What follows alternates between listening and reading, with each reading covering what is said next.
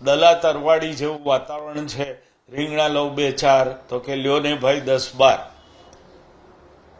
સોલંકી કે જે તમામ જગ્યાએ ગવર્મેન્ટનો ભારતીય જનતા પાર્ટી વતી કોન્ટ્રાક્ટ લે છે મેન પાવર સપ્લાયનો, એને કોન્ટ્રાક્ટ આપી દેવામાં આવ્યો. બીજું કે ત્યાં કટોચ કરીને ડાયરેક્ટર મૂકવામાં આવ્યા જે આર્મીમાંથી રિટાયર્ડ થઈને આવ્યા હતા. એમનો પુત્ર 60% વિકલાંગ, એની પાસે સર્ટિફિકેટ પણ છે. સિવિલ હોસ્પિટલ રાજકોટમાં 60% વિકલાંગ હોવાનું સર્ટિફિકેટ હોવા છતાં એને રેકોર્ડ ઉપર નોર્મલ બતાવી, ફિટનેસ બતાવી અને નોકરીમાં રાખી દેવામાં આવ્યો ક્લાર્ક તરીકે.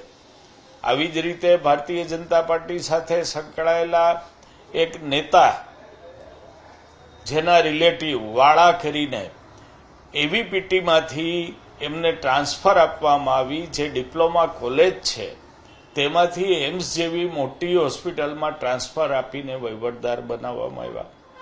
પૂરતી સવલતો હજી સુધી સરકાર ઊભી કરી શકી નથી.